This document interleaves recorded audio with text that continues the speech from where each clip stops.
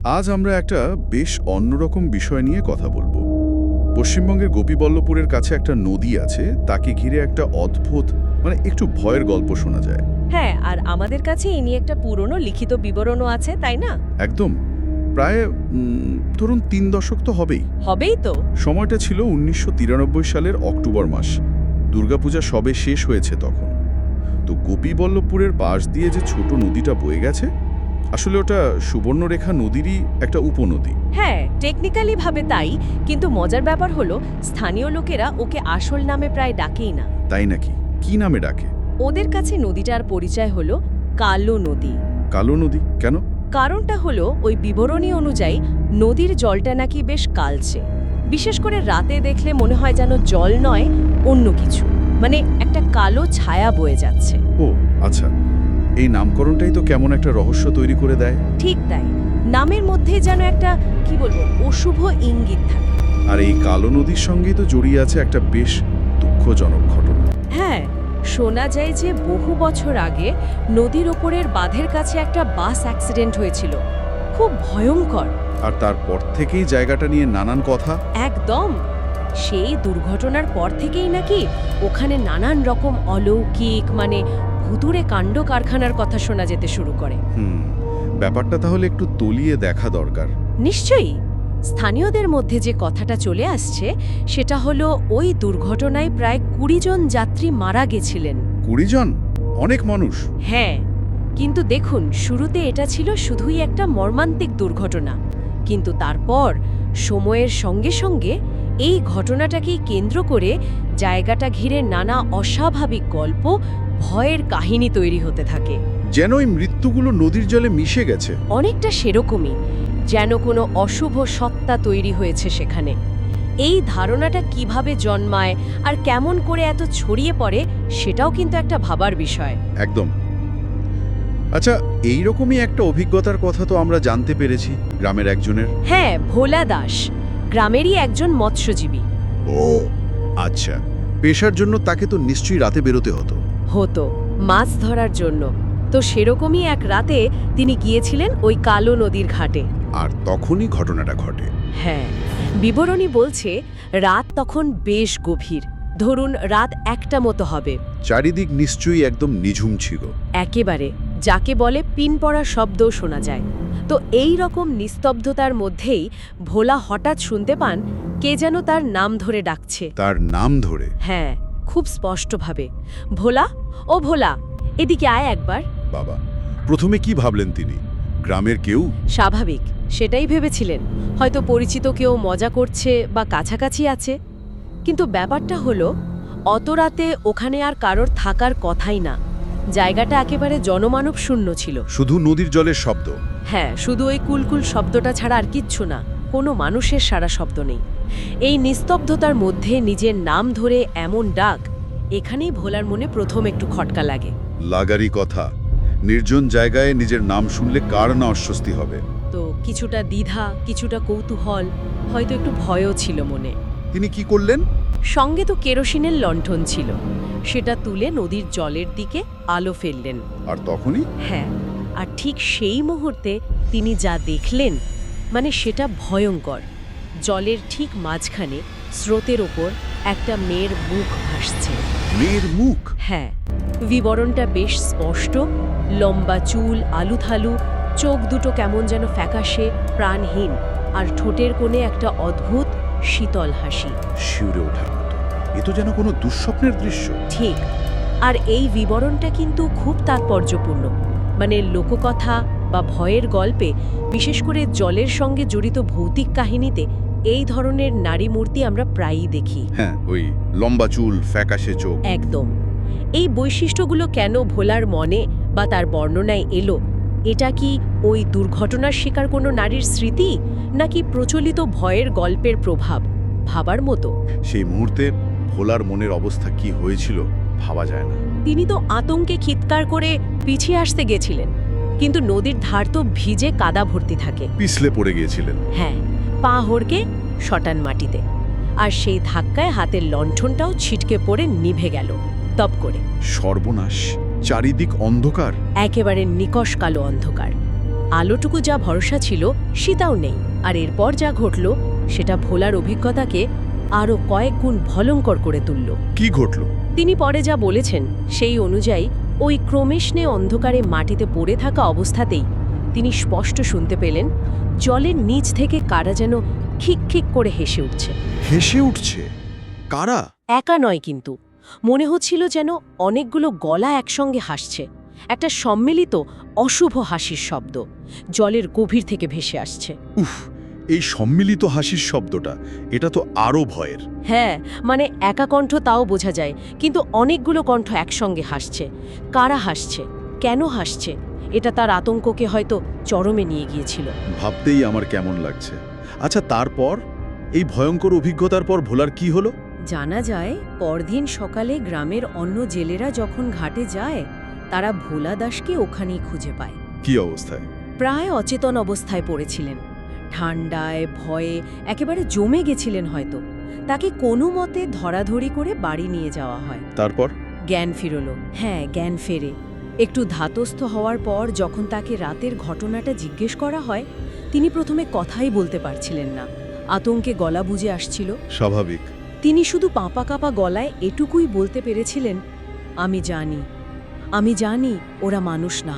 ওরা মানুষ না? হ্যাঁ, নদীর জলের নিচে অনেকগুলো চোখ, সবকটা চোখ আমার দিকে এক দৃষ্টে তাকিয়েছিল।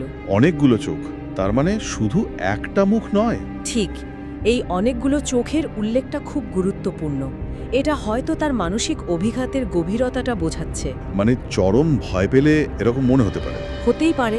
দেখুন, অন্ধকার, নির্জনতা, হঠাৎ করে ওই ভয়ঙ্কর দৃশ্য, তারপর পড়ে যাওয়া, আলো নিভে যাওয়া, সব মিলিয়ে তার স্নায়ুর ওপর যে প্রচণ্ড চাপ পড়েছিল, হ্যাঁ। তাতে তার মনে হতেই পারে যে তিনি একা নন, জলের নিচে আরও অনেকে আছে তাকে দেখছে। বিশেষ করে যখন ওই জায়গাটা নিয়ে আগে থেকেই একটা দুর্ঘটনার সূত্রে অশুভ ধারণা বা ভয়ের গল্প চালু আছে। সেটা তো ঠিক। আগের বিশ্বাসগুলো মনের উপর প্রভাব ফেলে। একদম। পারিপার্শ্বিক পরিবেশ, স্থানীয় বিশ্বাস আর ব্যক্তিগত আতঙ্ক, এই তিনটে মিলেমিশে এমন একটা ভয়ঙ্কর অভিজ্ঞতা তৈরি হতেই পারে। ওই অনেকগুলো চোখ হয়তো তার নিজেরই ভয় বা আশঙ্কার একটা প্রতিচ্ছবি। তাহলে কি পুরো ব্যাপারটাই ভোলার মনের ভুল বা বিভ্রম? কিন্তু এই বিশ্বাসটা তো শুধু ভোলার মধ্যেই থেমে থাকেনি, তাই না? না, এখানেই তো ব্যাপারটা আরও জটিল হয়ে যায়। ভোলার এই অভিজ্ঞতা হয়তো স্থানীয় বিশ্বাসগুলোর আগুনে ঘি ঢেলেছিল। মানে এটা অন্যদের মধ্যেও ছড়িয়ে পড়ে? হ্যাঁ, স্থানীয়দের মধ্যে আজও কিন্তু এই ধারণাটা বেশ পোক্ত। তারা মনে করে বিশেষ করে পূর্ণিমা বা অমাবস্যা রাতে যদি কেউ একা ওই কালো নদীর ধারে যায় তাহলে নাকি জলের উপর ছায়ার মতো, হাতের মতো কিছু একটা নড়াচড়া করতে দেখা যায়। কেউ কেউ বলে মনে হয় যেন জল থেকে হাত বাড়িয়ে কেউ ডাকছে, হাত বাড়িয়ে ডাকছে বা ইশারা করছে। শুধু তাই নয়, আরও একটা কথা তো শোনা যায় যেটা বেশ ভয়ের। কোনটা? যে যদি কেউ একা একা নদীর ধারে গিয়ে দাঁড়ায়, মানে ধরুন দুপুরবেলা বা রাতে, হ্যাঁ, তাহলে নাকি জলের ভেতর থেকে খুব স্পষ্ট করে তার নিজের নাম ধরে কেউ ডাকে। ও, নিজের নাম ধরে ডাকা, এটা কিন্তু সত্যি খুব আনসেটলিং। হ্যাঁ, মানে যেন নির্দিষ্ট করে টার্গেট করা হচ্ছে। ঠিক, এই ব্যক্তিগত স্তরে নেমে আসাটা কিন্তু লোককথার একটা পরিচিত কৌশল। এটা ভয়টাকে আরও বাস্তব, আরও তীব্র করে তোলে। আর এই সব লোকবিশ্বাস, ভোলার অভিজ্ঞতা, এগুলোর মধ্যে সবচেয়ে উল্লেখযোগ্য আর কিছুটা অবাক করার মতো বিষয় হলো কি?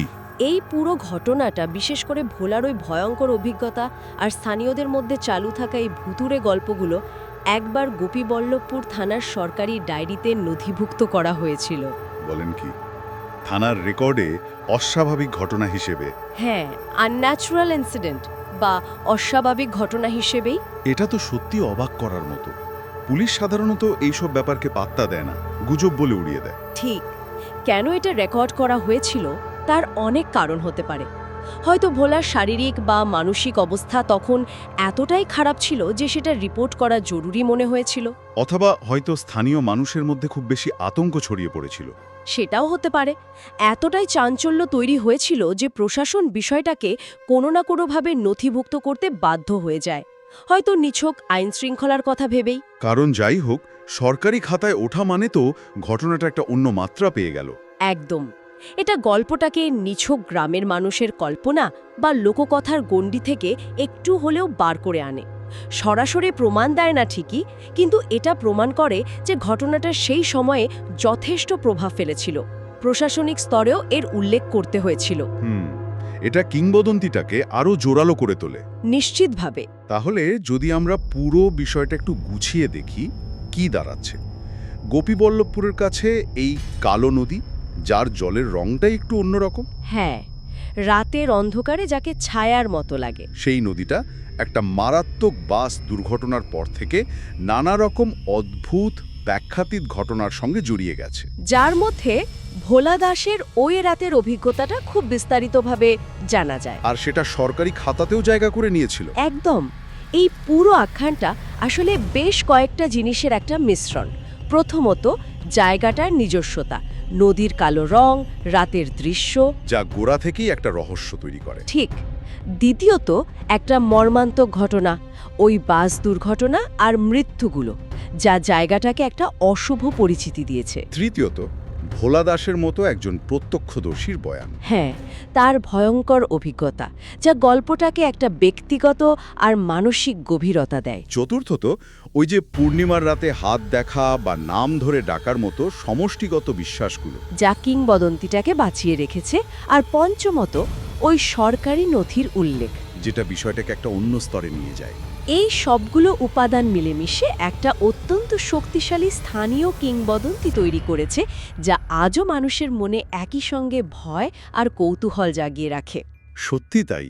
এই সম্মিলিত কারণগুলোর জন্যই হয়তো গল্পটা এত বছর ধরে টিকে আছে, স্থানীয় সংস্কৃতির অংশ হয়ে গেছে।